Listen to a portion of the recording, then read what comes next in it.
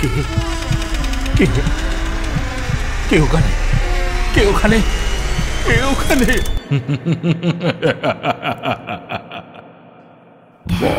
ভুতুরে, যেখানে জীবিত সব চরিত্র।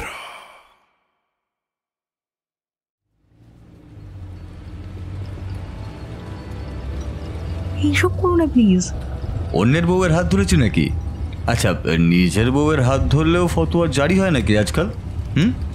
পলাশের কথা শুনে মুখে একটা বিরক্তির ভাব এনে রিমি হাতটা ছাড়িয়ে নিল।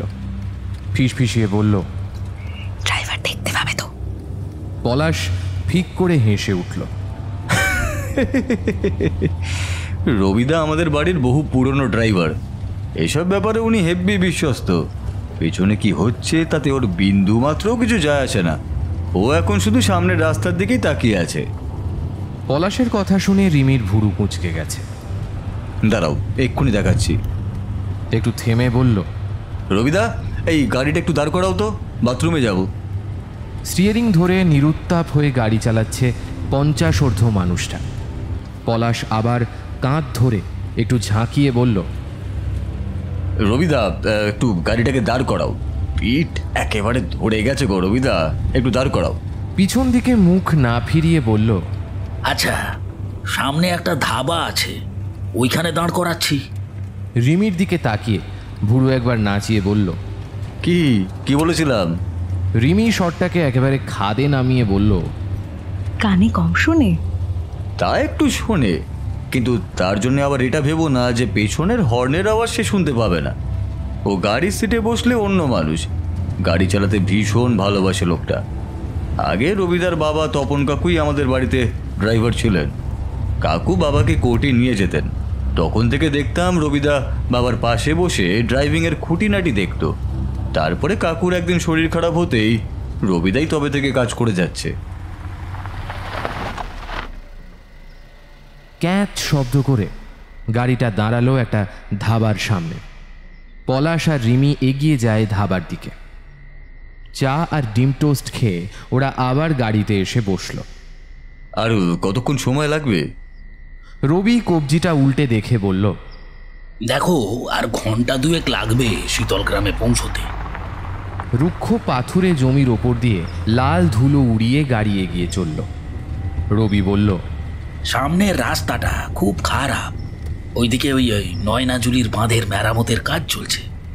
আমাদের মরাগড়ের ভেতর দিয়েই যেতে হবে। মরাগড় কি? রিমি বেশ জোরে বলে উঠল, হ্যাঁ, মরাগড় একটা গ্রাম। ওই গ্রামের লোকেরা নিজেদের বাড়িতে আত্মীয় স্বজনদের কবর দিত, তাই থেকেই ওই গ্রামের ওই রকম নাম। অদ্ভুত নাম একখানা। রবি কোনো উত্তর দিল না। শক্ত হাতে স্টিয়ারিং ধরে গাড়ি চালাচ্ছে। উঁচু নিচু পথে গাড়িটা লাফাতে লাফাতে চলেছে। তোমরা ধরে বসো, এই রাস্তাটা ভালো না, কিন্তু আর কোনো উপায়ও তো নেই। এই কি ব্যাপার বলো তো? পলাশের প্রশ্নে রবি বলল, ধাবার বাইরে দুজনের সঙ্গে কথা হলো, এই গ্রামটা খুব একটা ভালো না। কথাটা শেষ হওয়ার আগে রিমি দেখল মাটির বাড়িগুলোর গায়ে আলকাতরা মতো কালো রং করা। চারিদিকে কেউ নেই। গা শিরশির করে উঠল। ভর দুপুরে রাস্তা এত ফাঁকা। রবি গাড়ির ব্রেক জোরে চাপতে গাড়িটা শব্দ করে দাঁড়িয়ে পড়ল। রিমির মাথাটা ঠুকে যায়। ভয়ার্ত কণ্ঠে রবি বলল, শিগগিরই গাড়ির কাঁচ তুলে দাও। পলাশ বিরক্ত হয়ে বলল, কি হয়েছে এটা? কি পরিষ্কার করে কিছু বলছো না কেন? হ্যাঁ, ওরা দেখল রাস্তাটা অপেক্ষাকৃত সরু হয়ে গেছে। রাস্তার পাশে গাছগুলো এমনভাবে মাথা ঝুঁকিয়ে দাঁড়িয়ে আছে, দূর থেকে দেখলে গুহার মতো মনে হয়। রিমি এত অবাক হয়ে গেছে যে গাড়ির কাঁচ তুলতেই ভুলে যায়। অবাক হয়ে বাইরে তাকিয়ে আছে। হঠাৎ করেই বাইরের প্রকৃতি কেমন যেন ঠান্ডা হয়ে এসেছে। যদিও অক্টোবর মাস, তবুও এত ঠান্ডা মনে হচ্ছে যেন জানুয়ারি মাসের কোনো সকালে ওরা পৌঁছে গেছে। হঠাৎ তো ঠান্ডা লাগছে কেন? রবি পেছনে না তাকিয়ে বলল, শিগগিরই জানলাটা বন্ধ করো। রিমি তাড়াতাড়ি জানলাটা বন্ধ করল। সামনের দিকটা কেমন ঘোলাটে অন্ধকার হয়ে রয়েছে, যেন মনে হচ্ছে সূর্য এখনো ওঠেনি। চারিদিক থেকে দলা দলা ধোঁয়ার কুণ্ডলী যেন রাস্তার মাঝখানে নেমে এসেছে, আর কিছু দূরে একজন মহিলা বড় একটা ঘোমটা দিয়ে দাঁড়িয়ে আছে। ওকে দেখে ওই সরু রাস্তা দিয়ে শাঁ শাঁ করে ছুটে চলল ওদের গাড়ি। পলাশ ওর হাতটা ধরে বসে আছে। রবিদা, রবিদা, এই এত জোরে চালাচ্ছ কেন? এই দুর্ঘটনা হবে তো। এবার পলাশের গলা কেঁপে যায়। রবি ঠান্ডা স্বরে বলে, দেখলে না সামনের ওই মহিলা হাওয়ায় মিলিয়ে গেল। ওরা দুজন দুজনের দিকে তাকালো। রিমি চিৎকার করে ওঠে। গাড়ির বাইরে দেখল ঘোমটা পরা সেই মহিলা 80 স্পিডে ছুটে চলা গাড়ির সঙ্গে দৌড়চ্ছে। রবি গাড়ির গতিবেগ আরো বাড়িয়ে দিল। বৌদি, ওই দিকে তাকাবেন না। ভেবেছিলাম দিনের বেলা ভয় নেই, কিন্তু রিমি ঠক ঠক করে কাঁপছে। সামনে একটা বড় বট গাছ। গাড়িটা বট গাছ পার করতেই সেই মহিলা অদৃশ্য হয়ে গেল। পলাশ ভয়ার্ত কণ্ঠে বলল, ওই মহিলা কোথায় গেল? রবি একবার পাশে তাকিয়ে বলল, ওই গ্রামে কোনো লোক থাকে না, জনহীন গ্রাম। দিনের বেলা এই অবস্থা, রাতের বেলা ভাবতেও ভয় লাগছে। তবুও আমার ওপর বিশ্বাস রাখো, আর 10 মিনিট লাগবে এই রাস্তা পার হতে। ধূসর কুয়াশা যেন ঘুমন্ত দৈত্যের মতো আলখাল্লা বিস্তার করে রাস্তাটাকে ঢেকে রেখেছে। ওদের গাড়িটা দুরন্ত বেগে ছুটে যাচ্ছে, একের পর এক বাঁক পার হচ্ছে। দুজনেই নিঃশ্বাস বন্ধ করে বসে রয়েছে। কিছু দূরে একটা আলোর আভা দেখে বুঝতে পারল সামনে একটা গাড়ি আছে।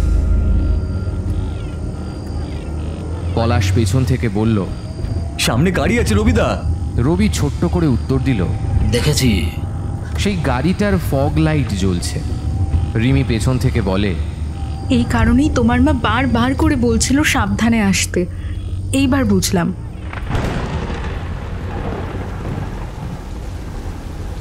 রবি তখনও শক্ত হয়ে গাড়ি চালাচ্ছে। কিছু দূর এগোতেই আকাশে কালো মেঘ ঘনিয়ে ঝমঝমিয়ে বৃষ্টি নামল। রবি মুখ থেকে একটা বিরক্তির শব্দ বের করে বলল, শুরু হলো আর এক অত্যাচার। বৃষ্টি শুরু হতেই গাড়ির গতিবেগ কমে গেল। সামনে একটা চুলের কাঁটার মতো বাঁক। সামনে ষাঁড় বাঁধা সব গাড়ি ধীরে ধীরে এগোচ্ছে। রিমি নিঃশব্দে চোখের জল ফেলছে। সেটা দেখে পলাশ বলল, ভয় পেও না, আমি আছি তোমার সঙ্গে। সামনের গাড়িগুলো বাঁক পেরিয়ে চোখের সামনে অদৃশ্য হয়ে গেল। রিমিদের গাড়িটা ওই বাঁকের সামনে এসে দাঁড়াতেই মনে হলো যেন একটা অদৃশ্য কাঁচের দেওয়াল ওদের গাড়ির সামনে এসে দাঁড়িয়েছে। রিমি দুহাতে চোখ ঢেকে নিল, কিন্তু কিছুক্ষণ পরেই দেখলো খুব স্বাভাবিকভাবে গাড়িটা সেই বাঁক পেরিয়ে বড় রাস্তা ধরেছে, আর সাথে সাথে পরিবেশ বদলে গেছে। আকাশের মেঘগুলো সরে গিয়ে এখন আবার সূর্যের মুখ দেখা যাচ্ছে। ওরা দেখলো ওদের গাড়িটা গ্রামের রাস্তা ছাড়িয়ে আবার হাইওয়েতে উঠেছে। রবি গাড়ির গতিবেগ আবার স্বাভাবিক করে চালাতে লাগলো। হ্যাঁ, আর কোনো ভয় নেই। আমরা শীতল গ্রামে পৌঁছে যাব ঘন্টা দেড়েকের মধ্যে। আসলে ওই রাস্তাটা কেউ ব্যবহার করে না, বাঁধের কাজ হচ্ছে, তাই ওই গ্রামের রাস্তাটা ধরতে হলো। রিমি আবার চিৎকার করে উঠতেই গাড়িটা ব্রেক কষে দাঁড়িয়ে গেল। ওরা সবাই দেখলো গাড়ির কাঁচে কারোর পায়ের ছাপ। রবি তাড়াতাড়ি গাড়ি থেকে নেমে জল দিয়ে সেগুলো ধুয়ে দিল। গাড়ি আবার চলতে শুরু করেছে। রবি বলল, আগে মরাগড় গ্রামে এক আদিবাসী গোষ্ঠীর বাস ছিল। কিছু বছর আগে হঠাৎ করে এক মারণ রোগে গ্রাম খালি হয়ে যায়। লোকগুলো সে সময় ওই মাটিটুকু পায়নি, আর ঠিক তারপরেই শুরু হয় ওই রকম অলৌকিক কাণ্ড কারখানা। রাতের বেলা তো ওই রাস্তা ধরাই যায় না, দিনের বেলা বলে সাহস করে গাড়িগুলো ঢুকেছিল। ভাগ্যিস ধাবায় ওই ড্রাইভার বলেছিল। কোনোভাবেই গাড়ি থামাবে না, গাড়ির কাঁচ উঠিয়ে একেবারে দৌড়ে বেরিয়ে যাবে। মাসখানেক আগে একটা গাড়ি ওই পথে ঢুকে পড়েছিল, দেখলো রাস্তায় দুজন মহিলা দাঁড়িয়ে রয়েছে। ওরা ভাবলো যে হয়তো কোনো বিপদে পড়ে সাহায্য চাইছে। কাঁচ নামাতেই বলেছিল সামনে বড় রাস্তায় ছেড়ে দিতে। তারা পথ ভুল করে এই রাস্তায় এসে গেছে নাকি। গাড়িতে দুজনের মতো জায়গা ছিলই, ওরা দুজন পেছনে বসে পড়ল। গাড়িটা আবার কিছুক্ষণ চলার পর দেখলো সেই দুইজন মহিলা মাঝ রাস্তায় দাঁড়িয়ে আবার ওদের কাছ থেকে সাহায্য চাইছে। পেছনে ফিরে দেখে পেছনের সিট একেবারে খালি। তারপর সারা রাত ওই গ্রামের মধ্যে ওরা চক্কর কেটেছে, আর প্রতি 500 মিটার পর পর দেখেছে দুজন মহিলা রাস্তার মাঝখানে দাঁড়িয়ে ওদের কাছে সাহায্য চাইছে। ভোর রাতে ওদের গাড়িটা হাইওয়ের পাশে গাছে ধাক্কা মেরে বন্ধ হয়ে যায়। খুব বেশি আঘাত লাগেনি, কিন্তু সবাই বলে ওই দুর্ঘটনা না ঘটলে ওরা আর ওই গ্রাম থেকে বের হতে পারতো না। গাড়ি আবার নিজের মতো চলতে লাগলো। পেছনে বসে ওরা দুজনেই ঘুমিয়ে পড়েছে। যখন ঘুম ভাঙলো তখন গাড়িটা একটা হোটেলের সামনে এসে দাঁড়িয়েছে। রবি বলল, একটু চা খেয়ে নিয়ে আবার স্টার্ট করব। সামনে আর কোনো হোটেল নেই, আমরা এবার সোজাসুজি পৌঁছে যাব গ্রামে।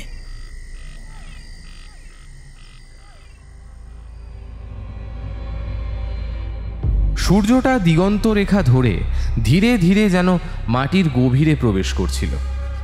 শীতকালে সন্ধেটাও খুব তাড়াতাড়ি হয়। গ্রামে ঢোকার মুখে আর এক বিপত্তি উপস্থিত। দুটো গাছ আড়াআড়িভাবে রাস্তার ওপর পড়ে রয়েছে। অনেকক্ষণ হর্ন দেওয়ার পরেও কোনো লোককে আসতে না দেখে রবি নিচে নেমে দেখে বলল, মনে হয় আজকালের মধ্যে ঝড় হয়ে গাছগুলো রাস্তায় পড়ে রয়েছে। সন্ধে হয়ে গেল, কাউকে পাবো না মনে হচ্ছে। একটু থেমে আবার বলল, এক কাজ করো, তোমরা এখান থেকে হেঁটে বাড়ি পৌঁছাও, আমি ঘুর পথ দিয়ে গাড়িটাকে নিয়ে আসছি। ওরা নেমে গেল মাঠের মধ্যে।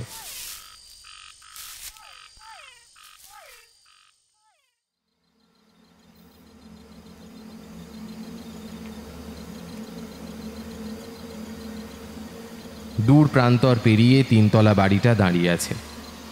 দোতলার বারান্দায় কাঁপা কাঁপা আলোগুলো প্রমাণ করছে যে রতন বাড়িতে পৌঁছে গেছে। এমন সময় বাড়িটা বন্ধই থাকে। ওরা আসবে বলে রতন সব ঠিক করে রেখেছে। রতন এই বাড়ির বহুদিনের পুরনো কেয়ারটেকার। যখন জমিদার বাড়িতে পলাশদের পুরো পরিবার থাকতো তখন রতনের ঠাকুরদা এই বাড়ির খাজাঞ্চি ছিলেন। দিনে দিনে বাড়ির ছেলেমেয়েরা বাইরে গিয়ে পড়াশোনা করার জন্য কলকাতায় থাকা শুরু করলো। তারপর এক এক করে লোক কমতে কমতে এখন বাড়িটা পুরো শূন্য। মাঠের চারিদিকে একবার ভয় ভয় তাকিয়ে নেয় রিমি। কলকাতার মেয়ে, এত অন্ধকার সে কোনোদিন দেখেনি। দূরে ঝোপের মধ্যে কয়েকটা জ্বলন্ত চোখ দেখে কয়েক মুহূর্তের জন্য ভয়ে পেলেও তারপর বুঝতে পারে সেটা শেয়াল নয়, কুকুরের চোখ। রবি গাড়ি ঘুরিয়ে মাটির রাস্তা ধরে ধুলো উড়িয়ে বেরিয়ে গেল। ওর আসতে এখন আরও আধ ঘন্টা মতো সময় লাগবে। মোটা গাছের গুঁড়িগুলো কোনো মতে পার করে ওরা দুজনে এগোয় মাঠের মধ্যে দিয়ে সরু আঁকা বাঁকা রাস্তা ধরে। দূরে বাড়িগুলোর থেকে কাঁপা কাঁপা হলদেটে আলোগুলো প্রমাণ করে দিচ্ছে যে এই গ্রামে এখনো বিদ্যুৎ আসেনি। তোমাদের এখানে ইলেকট্রিসিটি নেই? রিমির প্রশ্নে পলাশ মৃদু হাসল। থাকলেও না থাকারই মতন, অর্ধেক টাইমে লো ভোল্টেজ হয়ে থাকে। তাহলে আমরা কিভাবে থাকবো? 2 দিনেরই তো ব্যাপার। কালকে সকালবেলায় বেরিয়ে যাব পুজো দিতে। পুজো সেরে রাতটা বাড়িতে কাটিয়েই পরদিন আবার ভোরবেলায় আমরা বেরিয়ে যাব পুরীর উদ্দেশ্যে। জানোই তো আমাদের বংশের নিয়ম, বিয়ের পর পর কুলদেবীর পুজো দিতে হয়।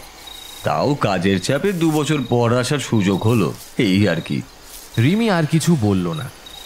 এই ঘুটঘুটে অন্ধকারের মধ্যে কিভাবে যে 2 রাত কাটাবে সেটা ভেবেই তার মন যেন কেমন একটা শঙ্কিত হয়ে উঠল।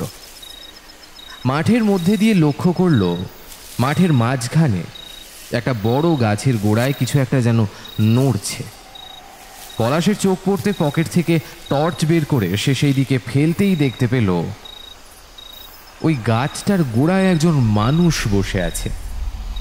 দূর থেকেই আওয়াজ দেয়, কে কে ওখানে? টর্চের আলোটা মাঠের মাঝখানে এসে মিলিয়ে গেছে। গাছের দিকটা এখন আবার অন্ধকার হয়ে গেল। সে নির্বিকার চিত্তে নিজের কাজ করে যাচ্ছে। পলাশ লোকটার দিকে পা বাড়াতেই রিমি ওর হাতটা চেপে ধরে। ওইদিকে কেন যাচ্ছ? একটা ঠান্ডা বাতাস মাঠের এপাশ থেকে ওপাশে বয়ে গেল। ওদের সারা শরীর যেন কাঁটা দিয়ে উঠল। দূরে জঙ্গলের ভেতর একটা রাতচড়া পাখি ডেকে উঠল। আর ঠিক তখনই ওই গাছের নিচ থেকে একটা বুক ফাটা কান্নার শব্দ ভেসে আসে। ওরা আর এক মুহূর্ত অপেক্ষা না করে পড়িমড়ি করে দৌড় দেয় নিজেদের বাড়ির দিকে। বাড়ির সামনে এসে গেটটা ধরে হাঁপাতে থাকে দুজন। রিমি কোনো মতে দম নিয়ে বলল, কান্নার শব্দটা কোন মহিলার? পলাশ কিছু না বলে লোহার মূল ফটক জোরে খুলে দিতেই ঢং শব্দ করে গেটটা দেওয়ালে বাড়ি খেল। সাথে সাথে ওপর থেকে রতনদার গলা ভেসে এলো, দাদাবাবু এসে পড়েছ? পলাশ জোরে শ্বাস নিয়ে বলল, হ্যাঁ রতনদা, একটু আলো দেখাও। আসছি, অপেক্ষা করো। হ্যারিকেনের আলো নিয়ে রতন সিঁড়ি দিয়ে নিচে নেমে এলো। এসো এসো, সেই কোন ছেলেবেলায় একবার এসেছিলে, আর আজ দুজন মিলে এলে। ওরা রতনের পিছু পিছু আলো নিয়ে ওদের দোতলায় গেল। ঘরে ঢুকে দেখল বিশাল বড় একটা পালঙ্ক ঘরের মাঝখানে রাখা। পলাশ তার উপর হাত পা ছড়িয়ে শুয়ে পড়ল। রিমির চোখ পড়ল ঘরের দেওয়ালে। একটা বড় তৈলচিত্র দেওয়াল থেকে ঝুলছে। সেখানে একজন মহিলা উন্মুক্ত পিঠে দূরের দিকে তাকিয়ে আছে। তার মুখ দেখা যাচ্ছে না। মহিলার পায়ের কাছে একটা কলসি উপুর করা, আর সেখান থেকে জল বেয়ে মহিলার আঁচল ভিজিয়ে দিচ্ছে। ছবিটার দিকে এক দৃষ্টে তাকিয়ে থাকে রিমি। অদ্ভুত ছবিটা। পলাশ শুনতে পায়নি। সে তখন নিজের মোবাইল দেখতে ব্যস্ত। গ্রামে ঢোকার পর থেকে একটুও সিগন্যাল নেই মোবাইলে। রতন নিচে চলে গেছে জল খাবার আনতে। রিমি বাড়ির ছাদের দিকে তাকায়। তাদের কলকাতার দুই বাড়িতে ছাদ এত উপরে নেই। কড়িবর্গা দেওয়া ছাদ থেকে একটা লণ্ঠন ঝুলছে। যদিও তার অধিকাংশ কাঁচই ভেঙে গেছে, শুধু মাঝখানের দুটো মোটা মোটা মোমবাতি লাগানো আছে। তাতেই হলদে আলো ছড়িয়ে পড়েছে। রিমি আবার ছবিটার দিকে ফিরে যায়। ছবিটার উপর হাত দিতে মনে হয় ছবিটা যেন সামান্য ভেজা ভেজা, আর পরক্ষণেই মনে হয় সেই মহিলা যেন মুখ ফিরিয়ে তার দিকে একবার তাকালো। ভয়ের চোটে হাতটা সরিয়ে ছিটকে সরে আসে। আবার ভালো করে দেখল, না, ছবিটা আগের মতোই আছে। রতন ততক্ষণে খাবারের প্লেট নিয়ে ওপরে এসে গেছে। টেবিলের ওপর খাবারের প্লেটটা রেখে বলল, তোমরা খাওয়া দাওয়া করে নাও, রবিও এসে গেছে, ওকে নিচে খেতে দিয়ে দিয়েছি। আজ রাত হয়ে গেছে, আর কাল ভোরেই ফিরে যাবে কলকাতায়। রিমির মনে হয় কথাটা কানে ঢুকলো না, ছবিটাকে দেখে যাচ্ছে।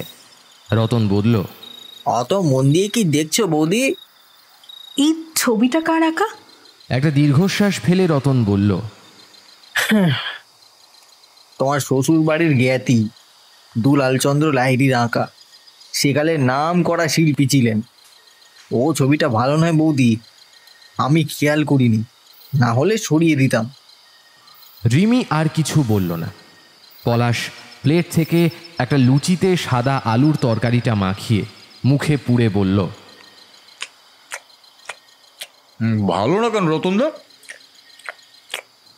রতন সেই কথার উত্তর না দিয়ে বলল, আর তোমরা খাও, লুচি লাগলে আমি নিয়ে আসবো। এই সময় রবি ওদের মালপত্র নিয়ে সিঁড়ি দিয়ে ওপরে উঠে এলো। রাতের পোশাক নিয়ে রিমি বলল, আমি একটু স্নান করে তারপরে খাওয়া দাওয়া করব। রতন একটা হ্যারিকেন এগিয়ে দিয়ে বলল, দোতলায় তো কলঘর নেই, নিচে যেতে হবে। বেশ, কোনো অসুবিধা নেই। মাঠের লাগোয়া বড় বাউন্ডারি করা দেওয়ালের লাগোয়া এই বাড়ির কলঘর। হ্যারিকেন নিয়ে বাথরুমে ঢুকে রিমি আগে চারপাশটা ভালো করে দেখে নিল। যেটা ভেবেছিল সেরকম নয়। রতন যথেষ্টই ভালোভাবে পরিষ্কার করে রেখেছে। 2 বালতি জলও ভরা রয়েছে। ঠান্ডাটা বেশ ভালোই এদিকে, কিন্তু স্নান না করলেই নয়। স্নান সেরে ওপরে উঠে দেখল পলাশ বিছানায় টান টান হয়ে শুয়ে ঘুমিয়ে পড়েছে। খাবারগুলো একেবারে ঠান্ডা হয়ে গেছে, আর কিছুতেই খেতে ইচ্ছে করলো না ওর। ফটোটার দিকে নজর পড়তেই দেখল সেটার ওপর রতনদা একটা চাদর চাপা দিয়ে রেখেছে। রিমির ইচ্ছে হলো চাদরটা টেনে খুলে দেয়, কিন্তু কি দরকার? ফটোটা দেখে তারও যে খুব একটা ভালো লেগেছে তা তো নয়।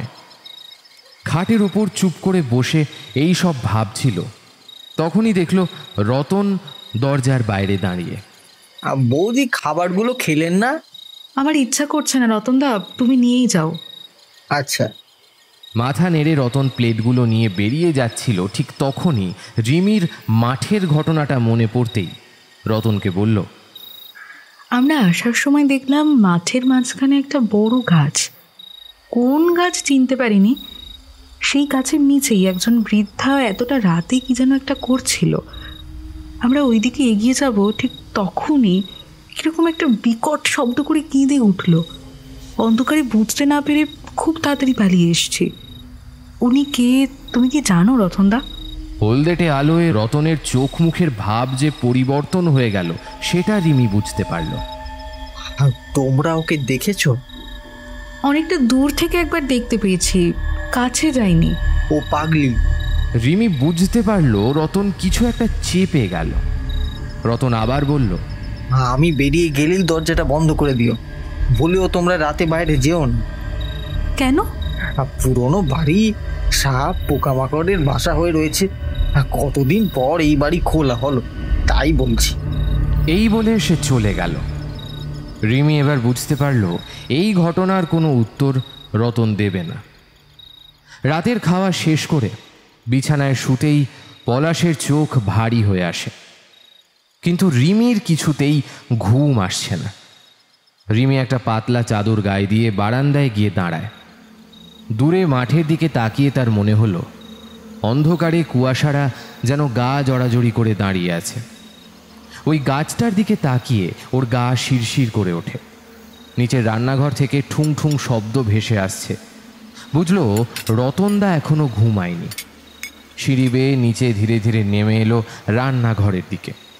দরজার সামনে এসে দাঁড়াতে রতন হাতের কাজ থামিয়ে প্রশ্ন করল, চা খাবে বৌদি? না, একটু বাইরে বসতে এলাম, ঘুম আসছে না। পাশের ঘর থেকে রবির মৃদুর নাক ডাকার শব্দ আসছে। রিমি ভয় ভয় দেখল গাঢ় অন্ধকার চারপাশকে ঘিরে রেখেছে। মৃদু ঝিঁঝি পোকার ডাক ভেসে আসছে। দূর থেকে ভেসে আসা শেয়ালের ডাক শুনে গাটা ছমছম করে উঠল। রিমি বলল, রাত যে এত কালো হয় আগে তো কোনোদিনও বুঝতেই পারিনি। রতন 2 কাপ চা করে নিয়ে বারান্দায় এসেছে। রিমির দিকে একটা কাপ এগিয়ে দিয়ে বলল, খাও। তুমি কিভাবে জানলে রতনদা যে আমার সত্যিই চা খেতে ইচ্ছা করছে? মানুষটা অল্প একটু হাসলো। তোমরা যে রাত বিরেতে চা খাও সে আমি জানি। নিজেও চায়ের কাপে লম্বা চুমুক দিয়ে রতন বলল, বৌদিমণি, তখন তুমি আমায় জিজ্ঞেস করলে ভেবেছিলাম তোমার কাছে ঘটনাটা বলবো, কিন্তু না জানালেও বিপদ হতে পারে। হ্যাঁ, আমিও ভাবছিলাম আমি আর একবার জানতে চাইবো বিষয়টা কি। রতন একটা দীর্ঘশ্বাস ছেড়ে বলল, হ্যাঁ গো বৌদি, ওই বৃদ্ধা আর কেউ নয়, তোমাদেরই এক আত্মীয়, তোমার দাদা শ্বশুরের ছোট ভাইয়ের ছেলের বউ মহামায়া। বলছো কি? ওর মাথা ঠিক নেই গো। ওর স্বামী দুলালচন্দ্র লাহিড়ী খুব ভালো ছবি আঁকতো। একদিন কোথায় যেন চলে গেল, তারপর থেকেই মায়া এভাবে ঘুরে বেড়ায়। কিন্তু মা তো কিছুই বলেননি যে এখানে কোনো আত্মীয় আছেন। এত বছর ধরে আমি তো কিছুই জানি না। কেন, গিন্নিমা তোমাদের রাত বিরেতে পথে ঘাটে বেরোতে বারণ করে দেয়নি? হ্যাঁ, মা আমায় বলেছেন সন্ধ্যের পরে আর বাইরে না বেরোতে, কিন্তু দুটো দিনের তো ব্যাপার, সেই আলাদা করে কিছু বলেননি। ঘটনাটা একটু খুলে বলো তো। রতন গুছিয়ে নিয়ে বলতে শুরু করলো।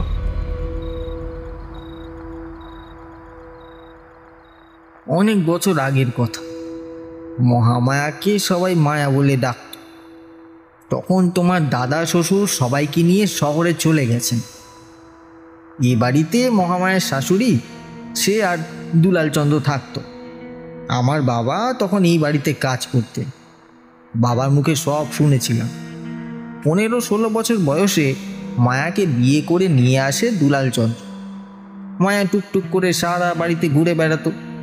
এত বড় বাড়িটা ওর পায়ের নুপুরের আওয়াজে একেবারে ঝমঝম করত। ওই যে তোমাদের ঘরে অত বড় ছবিটা দেখছ, ওইটা কিন্তু মায়ার ছবি। দুলালচন্দ্র নিজে এঁকেছিলেন। কলকাতার অনেক বড় বড় জায়গায় ওর ছবি বিক্রি হতো। মাসের পর মাস বউ আর মাকে এই বাড়িতে রেখে সে বিভিন্ন জায়গায় ঘুরে বেড়াতো। সেই সময় গ্রামে ভীষণ খরা দেখা দেয়। জলের কষ্টে মানুষের প্রাণ যায় যায় অবস্থা। পুকুর শুকিয়ে সব মাছ ভেসে উঠেছে। গ্রামের লোকেরা ছুটে আসে এই বাড়িতে। দুলালচন্দ্র তখন এই বাড়িতেই ছিলেন। ঠিক করলেন একটা বড় পুকুর কাটবেন, কিন্তু পুকুরে জল আর উঠল না। শেষে ঠিক করলে মাঠের মাঝখানে একটা কুয়ো কাটবে, কিন্তু কুয়ো শুকনো, জল উঠল না। দিন 3 পর একদিন সকালে গ্রামের লোক দেখলো কুয়ো স্বচ্ছ টলটলে জলে ভরে উঠেছে। অবাক কাণ্ড। তারপর তারা দেখলো এক সাধু কুয়োর পাশে বসে সেই জলে তার ঝোলা ফেলে দিবে। সবার চোখের সামনে জল এক লাফে আরো খানিকটা বেড়ে গেল। ম্যাজিক নাকি? তা জানি না, তবে সবাই বলতো ওটা ইচ্ছে পূরণ কুয়ো। নিজের প্রিয় জিনিস দিলে সে মনের ইচ্ছা পূরণ করে, তবে নির্লোভ হয়ে কিছু চাইতে হবে, না হলে ইচ্ছে পূরণ হবে না। গ্রামের লোক থেকে শুরু করে এই লাইরি বাড়ির সবাই অবাক হয়ে দেখেছিল সেই কাণ্ড। কিছুদিন পরেই জলের সমস্যা মিটে গেল। লোকজন ইচ্ছে পূরণ করার জন্য জলে নিজের প্রিয় জিনিস ফেলতে লাগলো, কিন্তু বেশিরভাগের ইচ্ছে পূরণ হতো না, আর সেই ভেট দেওয়া বস্তু কুয়ো ফিরিয়ে দিত। ইচ্ছে পূরণ না হওয়ায় লোকজনের উৎসাহ ধীরে ধীরে কমতে লাগলো। সাধু কিন্তু কোথাও গেলেন না। মাঠের কোণে ঝুপড়ি বেঁধে ওই গ্রামে রয়ে গেলেন। মহামায়া তাকে দুবেলা খাবার পাঠিয়ে দিত। একদিন সে নিজে গেল খাবার নিয়ে। খাবার দিয়েই সে চলে যাচ্ছিল, কিন্তু সাধুটাকে পিছন থেকে ডাকলেন, মা। অমন স্নেহের ডাক শুনে মহামায়ার নিজেকে ধরে রাখতে পারেনি। হাউ হাউ করে কেঁদে ফেলেছিল। সাধু বললেন, মা, তোর স্বামীর অন্য একটি সংসার আছে, তাই সে তোর কাছে আসে না। তুই একটা অশুদ্ধ গাছের চারা এনে ওই কুয়োর ধারে পুঁতে ফেল। সেই গাছের পাতার ছায়া যেদিন জলে পড়বে, সেদিন আমি তোকে বলবো কিভাবে তোর মনস্কামনা পূর্ণ হবে। একটা অশ্বত্থ গাছের চারা এনে কুয়োর ধারে পুঁতে দিল। গাছটা কয়েকদিনের মধ্যেই একেবারে সজীব হয়ে বড় বড় পাতা বেরিয়ে এলো। মাস 6 মধ্যেই গাছটা পাতা একেবারে ঢেকে গেল। সেদিন দুপুরবেলা মহামায়া সাধুর জন্য খাবার নিয়ে কুয়োর পাশে এসে উপস্থিত হলো। আশেপাশে কেউ ছিল না সেদিন। মহামায়া জলের দিকে তাকিয়ে দেখে সত্যি সত্যি জলের মধ্যে গাছের পাতার ছায়া দেখা যাচ্ছে। কিন্তু সেই দিনের পর থেকে সাধুকে আর গ্রামে দেখতে পাওয়া যায়নি। রতন থামলে রিমি প্রশ্ন করল, তারপর কি হলো? তারপর যে কি হলো সেটাই তো সবচেয়ে অবাক করা ব্যাপার। কয়েকদিনের মধ্যেই মহামায়ার স্বামী কোথায় যেন নিরুদ্দেশ হয়ে গেল, আর এই বাড়ির 3 তলার ছাদের ওপর থেকে গিন্নিমা পড়ে গিয়ে মারা গেলেন। তারপর থেকে মহামায়া পাগলের মতো হয়ে সারাদিন এই কুয়োর পাশে বসে থাকে আর বিড়বিড় করে কি যেন বলে। রিমি উঠে যায় চাতালের দিকে, 3 তলার দিকে তাকায়। আকাশে মেঘের আড়াল থেকে চাঁদটা উঁকি দিয়েছে।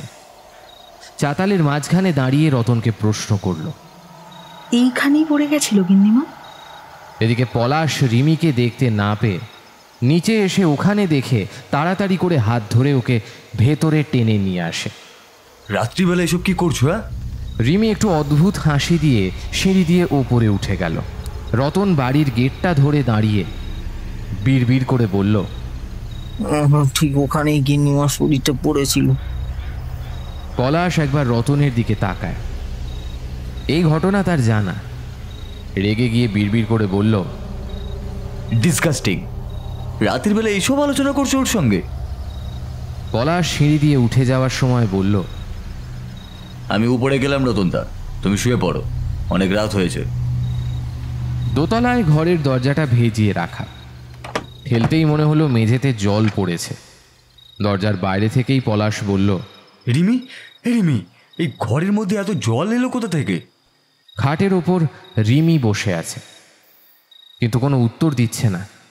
এগিয়ে গিয়ে দেখে মেঝের ওপর একটা কলসি উপুর করা, আর রিমি ঠিক দেওয়ালে টাঙানো ছবির মতো পিঠ আলগা করে বসে আছে। তার শাড়ির আঁচল মেঝেতে গড়াগড়ি দিচ্ছে। পলাশ অবাক হয়ে প্রশ্ন করল, এসব কি? একটা অদ্ভুত কণ্ঠে এসে বলল, দেখো তো, আমাকে ওই ছবির মহামায়ার মতো লাগছে না? দেখো দেখো। একটা চাদর নিয়ে তাড়াতাড়ি রিমির গায়ে জড়িয়ে দিয়ে পলাশ বলল, শীতকালে এভাবে আলগা গায়ে বসে থাকলে যে কোনো মুহূর্তে ঠান্ডা লেগে জ্বর আসতে পারে। তুমি কি পাগল হলে নাকি? আর সারা ঘরে এরকম জলই বা ফেলে রেখেছো কেন? রিমি কিছু না বলে আবার ছবিটার দিকে এগিয়ে গেল। পলাশের কেমন একটা অস্বস্তি হচ্ছিল। সে নিজেই কাপড় এনে সারা ঘরের জল মুছল। রতন সারাদিন পরিশ্রম করে এই মাত্র শুয়েছে, তাই আর ডাকতে ইচ্ছে করলো না। ওহ, কালকে অনেক সকালে বেরোতে হবে আমাদের। রিমি, তুমি শুয়ে পড়ো। পলাশ একটু বিরক্ত হয়ে কথাগুলো বলল। রাত তখন 2টো কি 2:30 বাজে। রিমির চোখে ঘুম নেই। একটা অদ্ভুত অনুভূতি হচ্ছে। মাথার মধ্যে অনবরত ঘুরছে রতনের বলা কথাগুলো। সত্যি সত্যি ওই কুয়োতে কি যা চাওয়া যায় তাই পাওয়া যায়? কি এমন ঘটনা ঘটেছিল যার জন্য দুলালচন্দ্র আর সেই সাধু নিরুদ্দেশ হয়ে গেল? প্রশ্নগুলো রিমির মাথার মধ্যে সমানে ঘুরছিল। বারান্দায় দাঁড়িয়ে মাঠের দিকে তাকায়। আধফালি চাঁদটা মেঘের আড়াল থেকে মাঠের মাঝখানে একটা আলো ফেলছে।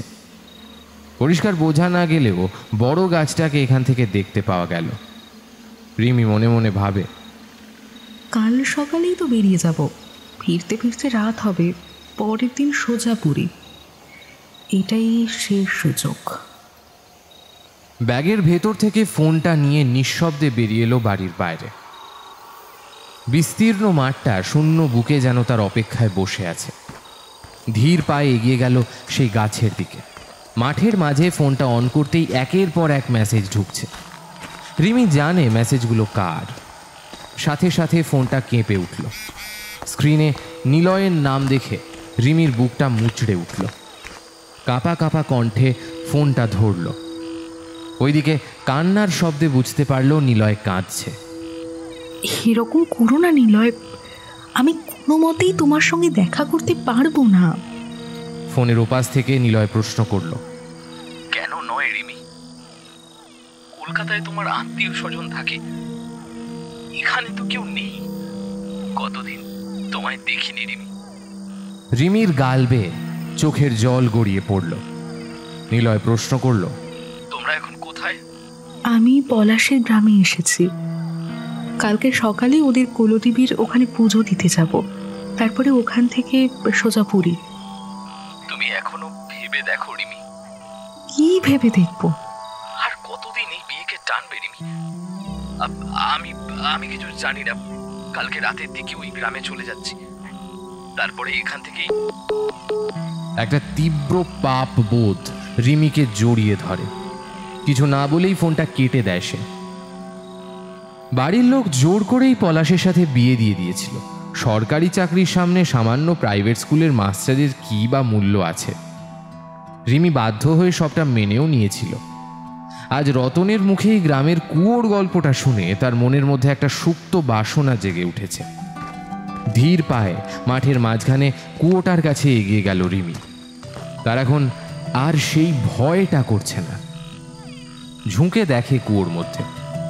অন্ধকারে কুয়োর ভেতরটাকে দেখে মনে হয় যেন কোনো কালো পিচ্ছিল পদার্থ ওর ভেতর নড়াচড়া করছে। ভাঙা চাঁদের প্রতিবিম্ব কুয়োর জলে পড়ে কেমন যেন টুকরো টুকরো হয়ে যাচ্ছে। কি মনে হতে কানের দুল দুটো খুলে ফেলল রিমি। রতনদা বলেছিল নিজের কোনো প্রিয় জিনিস দিলে সে তার মনের ইচ্ছে পূরণ করে।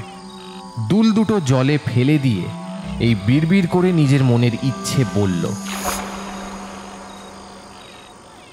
পেছন থেকে তখন কেউ বলে উঠল, গয়না নেয় না, গয়না ওর পছন্দ না। তোমার সবচেয়ে প্রিয় জিনিস তুমি দিতে পারবে? রিমি অন্ধকারে ছিটকে পড়ে গেল। কে কে আপনি?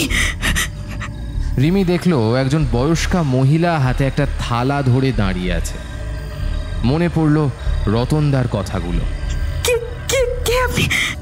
আপনি আপনি মহামায়া? মহামায়া? বৃদ্ধা কোনো উত্তর দেয় না। কি চাই তোর? এই কুয়োর ধারে কেন এসেছিস? রিমি কোনো কথা না বলে তাড়াতাড়ি বাড়ির দিকে পা বাড়ায়। ঠিক তখনই সে খেয়াল করলো কুয়োর জলে বৃদ্ধা নিচু হয়ে কুয়োর ভেতরে কাউকে যেন ডাকছে। এসো, ভাত নিয়ে এসেছি, খেয়ে যাও। রিমির সারা শরীর যেন পাথরের মতো শক্ত হয়ে যায়। ঘুরে তাকিয়ে বৃদ্ধাকে প্রশ্ন করল, আপনি আপনি কাকে ডাকছেন? ওর ভিতরে, ওর ভিতরে কি আছে? কে আছে ওর ভিতরে? আমার স্বামী। রিমির চোখ বড় বড় হয়ে যায়। মানে? আমার স্বামী ওই কুয়োর মধ্যেই থাকে। রিমি বুঝলো মাথাটা একেবারে খারাপ হয়ে গেছে ভদ্রমহিলার। আর কিছু না বলে রিমি হাঁটা লাগালো বাড়ির দিকে। যদি পলাশের ঘুম ভেঙে যায় তাহলে একটা বিচ্ছিরি কাণ্ড হবে। ফোনটাকে আবার বন্ধ করে দিল। বৃদ্ধা পেছন থেকে ঘর ঘরে কণ্ঠস্বরে বলল, নিয়ে যা তোর কানের দুল। বললাম না এসব ওর চাই না। তোর জীবনের সবচেয়ে গুরুত্বপূর্ণ জিনিসকে যদি এই কুয়োর জলে ফেলে দিতে পারিস তবেই তোর মনস্কামনা পূরণ করবে। এই বলে রিমির পায়ের দিকে কিছু একটা ছুঁড়ে ফেলল। সেটা রিমির পায়ে লাগলো। নিচু হয়ে সেটা তুলে নিয়ে দেখে ওর কানের দুল দুটোই মাটিতে পড়ে আছে। রিমি পাথর হয়ে যায়। নিজের হাতে গভীর জলে ওটা ফেলেছিল, সেটা বৃদ্ধার হাতে কিভাবে এলো? তার মানে কি সত্যিই কুয়োর জলে কেউ থাকে? সেই মরা চাঁদের আলোয় রিমি দেখলো দুটো হাত কুয়োর বাইরে বেরিয়ে এসেছে। বৃদ্ধার হাতে ধরা থাবাগুলো সেই হাতটা ওর ভেতরে নিয়ে যাচ্ছে, আবার বাইরে বেরিয়ে আসছে। রিমি কাঁপা কাঁপা কণ্ঠে প্রশ্ন করে, ওটা ওটা কি কি ওটা? বৃদ্ধা রিমির দিকে না তাকিয়ে বলে, আমার স্বামী। বললাম না সবচেয়ে প্রিয় জিনিস দিতে হয়। ওর চেয়ে প্রিয় জিনিস আমার কাছে আর কি ছিল বল? রিমি ধপ করে মাঠের মাঝখানে বসে পড়ল। হাত দুটো আবার কুয়োর ভেতরে নেমে গেছে। বৃদ্ধা সেই কুয়োর পাড়ে বসে আছে। জানিস, সেই সাধু বাবা আমায় বলেছিল নিজের সবচেয়ে প্রিয় জিনিসটা দিলেই তবেই মনস্কামনা পূর্ণ হবে। আমি নিজের সমস্ত গয়না দিয়ে দিয়েছিলাম। পরের দিন এই কুয়োর পাড়ে সব গয়না পড়েছিল। তখনই বুঝেছি এই কোনো জড় বস্তু স্বীকার করে না, তার চাই প্রাণ, তর তাজা প্রাণ। আমার স্বামীকে বলেছিলাম সব কথা। আমার পাগল বলেছিল, পাগল। পরে সবার চোখের আড়ালে লোক দিয়ে ওই সাধু বাবাকে মেরে গ্রাম ছাড়া করলো। দিনের পর দিন লোকটা শহরে পড়ে থাকতো। একদিন এক চাকরের মুখে শুনলাম সত্যি সত্যি শহরে তারা আরেকখানা সংসার আছে। বিশ্বাস করবে, পায়ের নিচ থেকে মাটি এক মুহূর্তে সরে গিয়েছিল। কিছুদিন পর মা চিঠি লিখল বাড়িতে আসার জন্য। তখন আমার ভীষণ অসুখ, হয়তো ভেবেছিল আমি আর বাঁচব না, তাই শেষ দেখা করতে এসেছিল।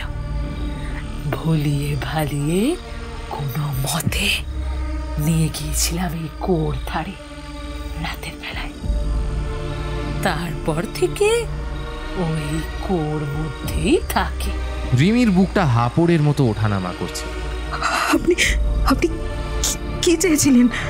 বৃদ্ধা শরীরটাকে খুব কষ্ট করে সোজা করে দাঁড় করিয়ে পেটের ওপর হাত দিয়ে বলল, সন্তান চেয়েছিলাম, সন্তান। এই দেখ দেখ, এখনো সে আমার মধ্যেই আছে। বৃদ্ধা শেষ কথাগুলো আর সহ্য করতে পারল না, দৌড় লাগালো বাড়ির দিকে। পেছন থেকে বৃদ্ধার অট্টহাসি শোনা গেল। তোর সবচেয়ে প্রিয় জিনিসকে দিলেই তবেই তোর মনস্কামনা পূর্ণ হবে। কথাগুলো শুনে রিমিও পেছনে কিছু দেখল না। বাড়ির দিকে গেট পেরিয়ে ঢুকতে যাবে, দেখে পলাশ দাঁড়িয়ে আছে। বুক কেঁপে উঠল। পলাশ প্রশ্ন করল, কি ব্যাপার রিমি, এত রাতে তুমি কোথায় গিয়েছিলে? রিমি নিজেকে সামলে নিয়ে বলল, তোমাদেরই এক আত্মীয় মহামায়ের কাছে গিয়েছিলাম। পলাশ চিৎকার করে উঠল, রিমি, তোমার মাথা ঠিক আছে কি? তুমি জানো রতনদার যে ঘটনাটা তোমায় শুনিয়েছে সেটা আজ থেকে প্রায় 150 বছর আগেকার কথা। 150 বছর? হ্যাঁ রিমি, এই ঘটনাটা বহুদিন আগেকার। রতনদা রাতের বেলা নেশা করে, সেই নেশার ঘড়ি এসব বলেছে। কোনো মানুষ কি 150 বছর বাঁচে? রিমির শরীরটা শক্ত হয়ে আসছে। ইন্দ্রিয়গুলো শিথিল হয়ে আসার আগেই রিমি হাতে ধরা দুল দুটো পলাশের দিকে এগিয়ে দিয়ে শরীরটাকে ছেড়ে দিল। পলাশ বুঝতে পারল না এই দুল দুটো দিয়ে ও ঠিক কী করবে। অজ্ঞান রিমিকে কোলে তুলে নিয়ে দোতলার ঘরে শুইয়ে দিল। পলাশ সারা রাত আর চোখের পাতা এক করতে পারেনি।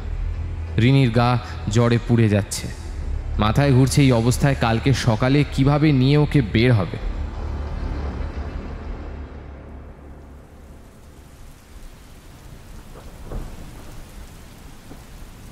পরদিন সকালে দিদির যখন ঘুম ভাঙল তখন 8টা বাজে, কিন্তু আকাশ দেবীর অবস্থা খুব খারাপ। ভোর রাত থেকে মুষলধারে বৃষ্টি হচ্ছে। কুলদেবীর মন্দির পাহাড়ের ওপর, এই অবস্থায় সেই মন্দিরে যাওয়া একেবারেই অসম্ভব। এদিকে পরশু পুরীর হোটেল বুকিং আছে, ফোনেও সকাল থেকে কোনো নেটওয়ার্ক নেই। মোবাইলটা বন্ধ করে ঘরের মধ্যে পায়চারি করছিল পিলাস। রিমি উঠে বসতেই রতন চা দিয়ে গেছে। এখন তোমার শরীর কেমন আছে?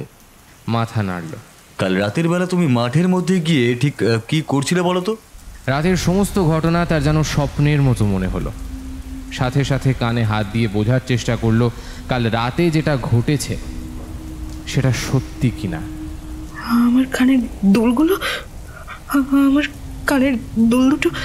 পলাশ টেবিলের ওপর থেকে দুল দুটো ওর হাতে দিয়ে বলল, কাল রাতে মাঠ থেকে ছুটে এসে তুমি দুল দুটো আমার হাতে দিয়েই অজ্ঞান হয়ে গিয়েছিলে। রিমি কোনো উত্তর না দিয়ে চাদর দিয়ে নিজের সারা শরীরটা ঢেকে নিল। জ্বরে মাথাটা গরম হয়ে উঠেছে। মোবাইলের স্ক্রিনটা অন করতেই দেখলো নিলয়ের মেসেজ এসেছে। তাড়াতাড়ি মোবাইলটা বন্ধ করে দিল। পুলিশ বারান্দা দাঁড়িয়ে এক মনে সিগারেট টানছিল, ওর পাশে এসে দাঁড়ালো রিমি। আকাশের গায়ে যেন কেউ কালি মাখিয়ে দিয়েছে, এত অন্ধকার যে মাঠের গাছটা পর্যন্ত দেখা যাচ্ছে না। আমরা আজকে পুজো দিতে যাব না? না, আজ আর বেরোনো সম্ভব নয়। রতন বলছিল ওই জায়গাটা পাহাড়ের একটু উপরের দিকে, ওখান থেকে যদি ধস নামে তাহলে রাস্তায় আটকে পড়ার সম্ভাবনা আছে। পুরীর হোটেলও তো বুক করাই আছে, ফোন করে যে ক্যান্সেল করব সে উপায়ও নেই। কি যে করব না কিছুই বুঝে উঠতে পারছি না। কালকে পুজো দিয়ে ফিরে চলো, আমাদের যাওয়ার দরকার নেই ওখানে। পলাশ একটা অদ্ভুত দৃষ্টি নিয়ে সামনের দিকে তাকায়। পলাশের প্রচণ্ড রাগ হলো। কিছু না বলে সিগারেটটা ফেলে দিতে গিয়েও সে কোনো মতে পিছিয়ে গেল। যেমন রিমি বারান্দায় দাঁড়িয়ে মাঠের দিকে তাকিয়েছিল, মাথা ঘুরছে। নিলয় কিভাবে আসবে এই দু চোখের মধ্যে? ঘুম ভাঙতে রিমি বুঝতে পারল আবার জ্বর এসেছে। কতক্ষণ ঘুমিয়েছিল তার খেয়াল নেই। বিছানার এক পাশ ফাঁকা। ঘরের আশেপাশে পলাশকে কোথাও দেখতে পেল না। গলা শুকিয়ে এসেছে। জলের খোঁজে বিছানার পাশে জলের বোতল হাতে নিতেই দেখল সেটা ফাঁকা। কোনো মতে টলতে টলতে বিছানায় উঠে বসল সে। ঘরটা অন্ধকার হয়ে এসেছে। জানলা দিয়ে বাইরের দিকে তাকিয়ে দেখে সেখানেও ঘোর আধার। ঘড়ি না দেখলে বোঝার উপায় নেই যে দুপুর। বারান্দায় এসে একবার ডাক দেয়, রতনদা। কোনো উত্তর এলো না। খালি বাড়িতে সনসন করে বাতাস হাহাকার করে কেঁদে বেড়াচ্ছে। রিমির মনে হলো সারা বাড়িতে সে একা। অন্ধকার সিঁড়ির কোণে কাউকে দাঁড়িয়ে থাকতে দেখে রিমি ভাবল, কে কে ওখানে? কোনো উত্তর পেল না। রিমির শাড়ির আঁচল মাটিতে লুটোচ্ছে। সারা শরীর যেন জ্বলন্ত কয়লা। পা টেনে টেনে সিঁড়ির দিকে এগোয়। গলার স্বর বেরোচ্ছে না। জিভটা এত ভারী আর শুকনো হয়ে গেছে যে ঢোক গিলতেও কষ্ট হচ্ছে। সিঁড়ির সামনে আসতেই ছায়ামূর্তিটা আস্তে আস্তে মিলিয়ে গেল। একতলায় নেমে এসে দেখল সারা বাড়িতে মানুষের কোনো চিহ্ন নেই। সব ঘরের দরজা হাট করে খোলা। রতন, পলাশ, কারোর চিহ্ন পর্যন্ত নেই। পরিচিত গানের শব্দ শুনে বুঝতে পারল ওর ফোন বাজছে। ফিরে যাওয়ার আগে রান্নাঘর থেকে জল গড়িয়ে খেয়ে ওপরে গিয়ে দেখল ফোনে 3টে মিসড কল। শাশুড়ি মায়ের ফোন। হ্যালো মা। বলতেই ওপার থেকে কথাগুলো কাটা কাটা শব্দে ভেসে এলো। তোমরা কোথায়? বাবুকে ফোনে পাচ্ছি না। শব্দগুলো যান্ত্রিক কণ্ঠস্বরের মতো শোনাচ্ছে। আবার বললেন, এইমাত্র রতনের বাড়ি থেকে ফোন এলো। ও তো গত সপ্তাহে ওই বাড়ির ছাদ পরিষ্কার করতে গিয়ে ছাদ থেকে পড়ে গিয়ে। যান্ত্রিক একটা শব্দ হচ্ছে ফোনের ওপাশ থেকে। শেষের কথাগুলো কিছুই বুঝতে পারল না রিমি। হঠাৎ আশপাশ কেমন নিস্তব্ধ হয়ে গেছে। ফোনটা রাখতে গিয়েই একটা জিনিস দেখে থমকে গেল সে। এখানে এসেছে অক্টোবরের 3 তারিখ। হিসেব মতো আজকে 4 তারিখ হওয়ার কথা, কিন্তু মোবাইলে দেখাচ্ছে আজ 5 তারিখ। তার মানে গোটা একটা দিন জ্বরের ঘোরে বিছানায় পড়েছিল। অথচ পলাশ একবার ডাকলো না। একটা তীব্র বিতৃষ্ণা সারা শরীরে খেলে গেল। পেট গুলিয়ে তেতো ঢেকুর উঠে এলো। পলাশকে ফোন করলো। যান্ত্রিক কণ্ঠস্বর জানান দিল যে ফোন নেটওয়ার্কের বাইরে। তার ফোনেও একটা টাওয়ারের লাইন জীবিত আছে। মনে মনে ভাবল, পলাশ কি তবে আমায় একা রেখে দিয়ে চলে গেল? এটা ভাবতেই ভীষণ ভয় করল রিমির। কি মনে হতে নিলয়কে একবার ফোন করলো। নিলয়ের ফোনটাও বেজে গেল, কিন্তু কেউ ধরল না। গ্রামে গিয়ে কারোর কাছে এক্ষুনি সাহায্য চাইতে হবে। এভাবে জনশূন্য পুরীতে তো একা থাকতে পারবো না। টলমল শরীরে রিমি এগিয়ে গেল মাঠের দিকে। মাঠের মাঝে এসে চারদিকে তাকিয়ে দেখল সুতোয় বোনা তুষের মতো মেঘগুলো যেন মাঠের ওপর নেমে এসেছে। রিমি পায়ে পায়ে এগোয় কুয়োর দিকে। ঘোলাটে অন্ধকারে গাছের নিচটা আরও অন্ধকার মনে হলো। নিলয়ের ফোনে আরেকবার ফোন করল। পরিচিত রিংটোনটা তার কানে এলো। বাতাস এত জোরে বইছে যে পা ফেলে এগোতে কষ্ট হচ্ছে। ফোনটা আশেপাশে কোথাও আছে। আবার ফোন করল। এবার স্পষ্ট শুনতে পাচ্ছে। ওই বড় গাছটার দিকে ফোনটা শব্দ ভেসে আসছে। সেদিকে দৌড়ে যায়। দেখল 2টো ফোন পাশাপাশি পড়ে আছে। একটা নিলয়ের আর একটা পলাশের। দুটোই হাতে তুলে নেয়। চিৎকার করে ডাকে, পলাশ, নিলয়, তোমরা কোথায়? পলাশ! কোথাও কোনো শব্দ নেই। তার মনে হয় পৃথিবীতে সে একাই বেঁচে আছে। বাকি সবাই চির ঘুমে শায়িত।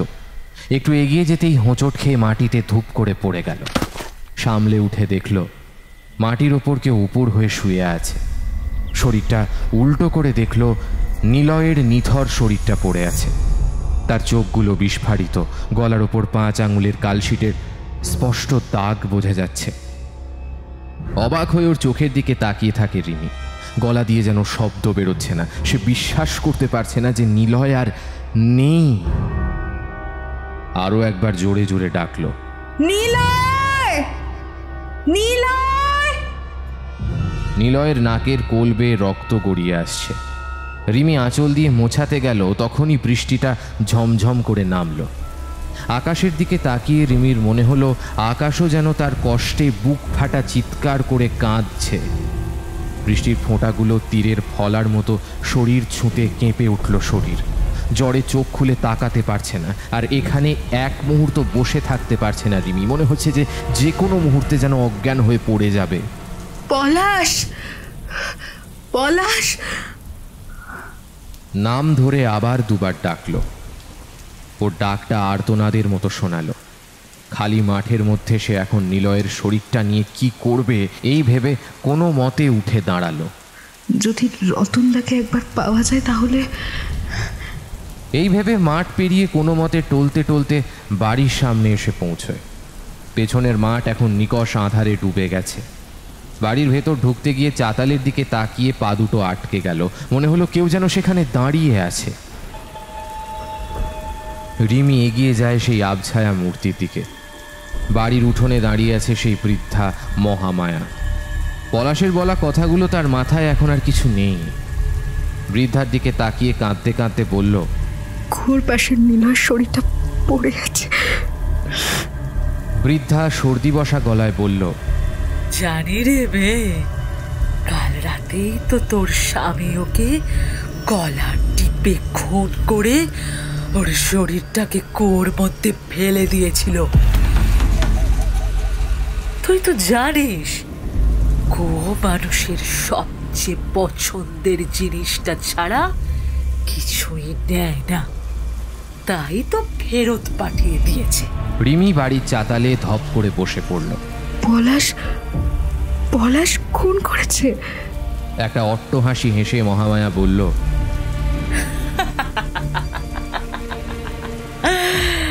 সেদিন রাতে আমার স্বামীকে যখন বলিয়ে কুয়োয় ডুবিয়ে মেরে তারপর আমি এই বাড়িতে ফিরে এসেছিলাম, আমার শাশুড়িকে সবটা বলতেই আমার এই কোমরে একটা লাথি মেরেছিলাম। এই বলে আঁচলটা সরিয়ে দিল বৃদ্ধা। রিমি দেখলো চামড়ার আস্তরণ সরে গিয়ে একটা কালো দাগ দেখা যাচ্ছে। মহামায়ার শরীর মহিলার না পুরুষের আলাদা করে বোঝার উপায় নেই। গায়ের চামড়া এত ঝুলে গেছে যে মনে হচ্ছে হাড়ের ওপর আলগা করে বসানো। মহামায়া আবার বলতে শুরু করলো, তারপর থেকে এই কোমরটা আর সোজা করতে পারি না রে। কোমর বেঁকিয়ে মহামায়া সিঁড়ি বেয়ে ওপরে উঠতে লাগলো। মন্ত্রমুগ্ধের মতো রিমি তাকে অনুসরণ করলো। সে দেখল তিনতলার ছাদের উপর পলাশ হাত পা বাঁধা অবস্থায় পড়ে আছে। ও ছুটে গেল ওর দিকে, দু হাতে কলার চেপে জিজ্ঞেস করলো, ও তো তোমার কোনো ক্ষতি করেনি, তাহলে তুমি তুমি কেন ওকে খুন করেছো? বলো কেন খুন করেছো ওকে?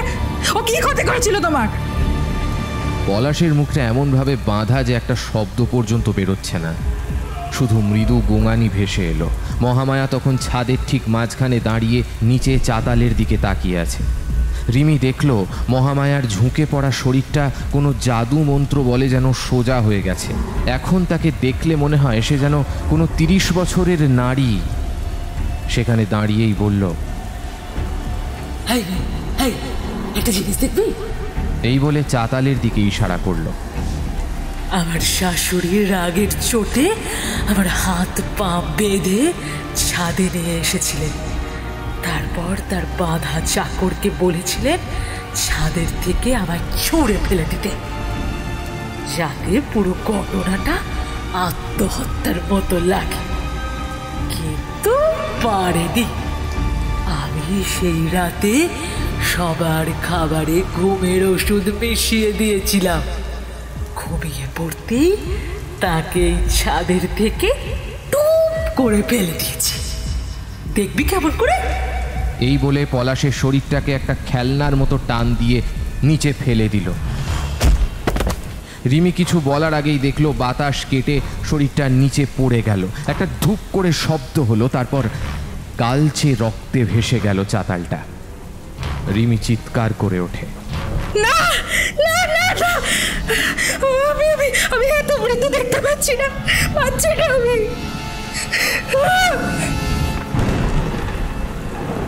আশেপাশে কারোর কোনো শব্দ নেই। চোখ ঘুরিয়ে দেখল ছাদে সে একাই বসে আছে। টলমলে পায়ে আবার সিঁড়ি দিয়ে তাড়াতাড়ি করে নিচে এসে দেখল পলাশের শরীরটা দুবার সামান্য কেঁপে নিথর হয়ে গেল। তার চোখও এখনো বিস্ফারিত, যেন সে বিশ্বাস করতে পারছে না এরকম কিছু একটা হতে পারে। আবার ছাদের দিকে তাকায় রিমি। খোলা চুলে একজন দাঁড়িয়ে আছে, তার শাড়ির আঁচল বাতাসে উড়ছে। রিমির এক মুহূর্তের জন্য মনে হলো ছাদে যেন সেই দাঁড়িয়ে আছে।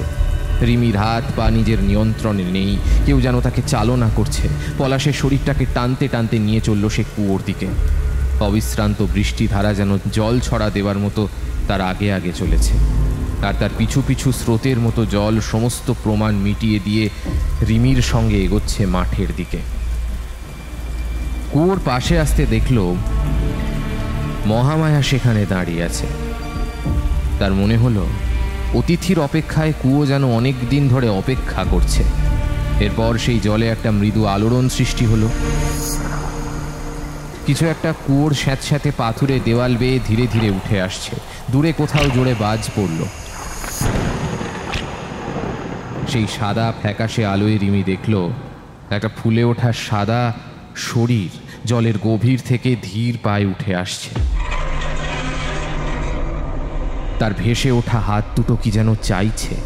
পলাশের শরীরটা জলের মধ্যে ঝুপ করে ফেলে দিল রিমি। ফুলে ওঠা সাদা হাত শরীরটাকে নিয়ে গভীর জলে তলিয়ে গেল। রিমির অবাক লাগে, এত বড় একটা মানুষকে কি অবলীলা এসে জলে ফেলে দিল। এত শক্তি সে পাচ্ছে কোত্থেকে নিজেও বুঝতে পারছে না। মহামায়া হাততালি দিয়ে ওঠে। এবার আবার ছুটি, এবার থেকে তুই ওদের দেখভাল করবি, কেমন? রিমি মাথা নেড়ে বলল, আচ্ছা। আবার বিদ্যুৎ চমকে ওঠে। রিমি দেখল বৃষ্টির জলের মধ্যে কোথায় যেন মহামায়ার অবয়ব মিলিয়ে গেল। নিলয়ের নিথর শরীরটাকে কোলের মধ্যে নিয়ে কুয়োর পাড়েই বসে পড়ল রিমি। ও এখন দিব্যি শান্ত হয়ে রয়েছে। সে তার প্রিয় জিনিস পেয়ে গেছে।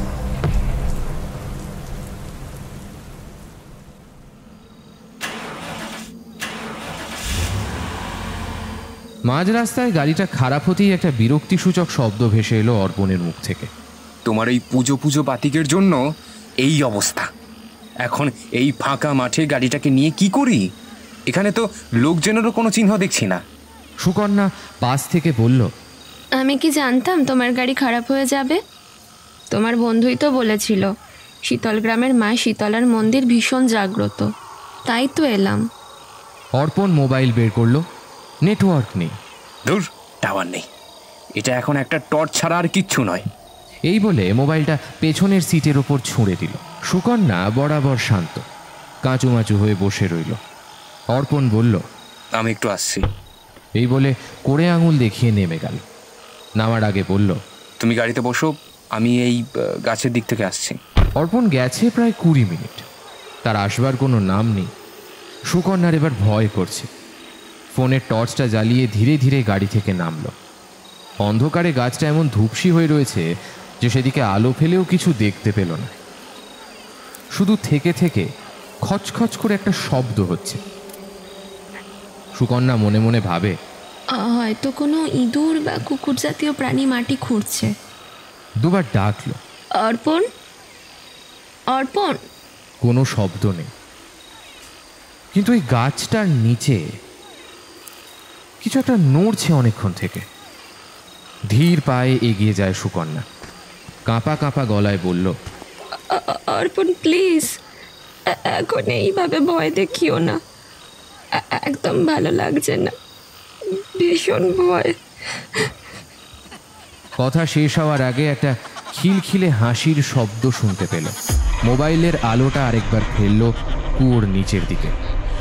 দেখলো কুয়োর পাশে গুটিসুটি মেরে দুজন বসে আছে। গুটিয়ে যাওয়া চামড়া বলে দিচ্ছে যে এদের বয়স অন্তত 90-এর ঘরে। একজন পুরুষ আর একজন মহিলা। তাদের বিস্ফারিত চোখ দুটোর দিকে তাকিয়ে সুকন্যা আর এক পা এগোতে পারল না।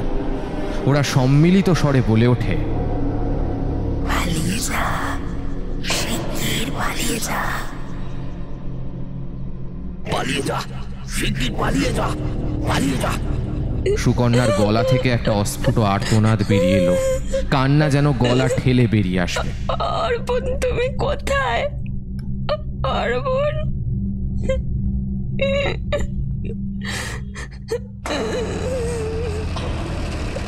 আমি এখানে সুকন্যা, এসো, এদিকে এসো। ওর মনে হলো কুয়োর ভেতর থেকে অর্পণের গলা ভেসে আসছে। আবার সেই অপার্থিব কণ্ঠস্বর বলল, এই তো আমি, এখানে এসো। জলের ভেতর থেকে দুটো হাত এমনভাবে বেরিয়ে আছে যেন মনে হয় কিছু একটার অপেক্ষায় রয়েছে। দূর থেকে সুকন্যার মনে হলো জলের মধ্যে কেউ যেন খুব জোরে দাপাদাপি করছে। হঠাৎ সুকন্যার হাত ধরে কেউ যেন প্রাণপণে দৌড়তে থাকে গাড়ির দিকে। মরা চাঁদের আলোয় একবার পরিচিত হাতের স্পর্শ পেয়ে শান্ত হয়ে গেল ইন্দ্রিয়গুলো। তারা ছুটে চলেছে মাঠের ভেতর দিয়ে। দৌড়তে দৌড়তে সুকন্যা একবার পেছন ফিরে দেখল সেই জ্বলন্ত চারটে চোখের দৃষ্টি এখন অনেক শান্ত। এখনো সেই অপার্থিব স্বর বলে চলেছে, পালিয়ে যা।